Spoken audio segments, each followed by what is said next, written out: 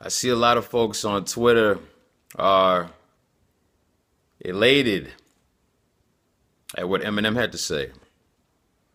Now, I don't know if I saw the whole video. I think I saw the whole video. It was like two minutes and something. If I didn't see the whole video, it doesn't matter. I got the gist of it. I see the hypocrisy in it. Right now, we're living in some very deceptive times. Before I get into what I have to say about this video, I'm going to preface it with one of Eminem's albums that he came out with Royce the 5'9". The title of the album was Bad Meets Evil. Oh yeah. They're both Satanists. They're both Luciferians. I'm going to preface it with that. Now, after that's being said, let's get to something very interesting that Eminem said in that freestyle or whatever he did, that rendition or whatever. I'm going to use some of Trump's tricks. What is he alluding to? You may think half of you, most of you probably don't even ascertain anything from that. Don't even try to decipher what that means. He's a very intricate brother when it comes to words. You know what I'm saying? He uses words very well. That's why he's ascended to rap Mount Rushmore, if you will, right? Half the time people can't figure out what he means when he's saying things. All of the love for the army, love for the military, standing behind the people. But what did he end the message with? He said, F his fans who don't support his views. And then he said, F Trump. So he ended it with exactly what Trump has been doing. Divisiveness.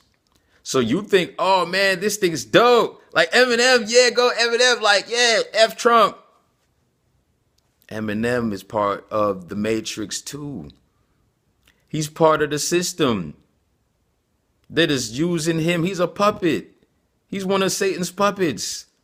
Nothing has changed. Notice the video. I'm not even going to get into the divisiveness, but notice the video. One white man standing in front of a whole row of black men. Now, you can deduce whatever subliminal message you want to deduce from that. I mean, I don't see much unity. Why couldn't those guys have been standing with him? If it's about unity and equity, why couldn't they all have been equal to him? Why does Eminem have to stand in the forefront? Are you looking at the subliminal messages or not? If it's about equity, why is Eminem in the forefront? So there's so much to be extracted and dissected from that video. But I'm going to leave you with that. It's always deeper than what it looks like when things are on the grand stage in not only this country, but this world. Satan is the master of deception, and he will use various forms to do it, to cause division. My honest opinion about Colin Kaepernick, he's part of the PSYOP.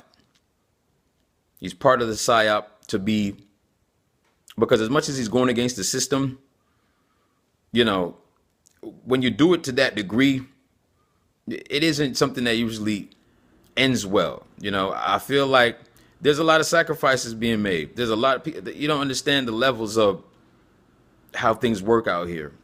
A lot of people sacrifice career, even what you call it. What's his name?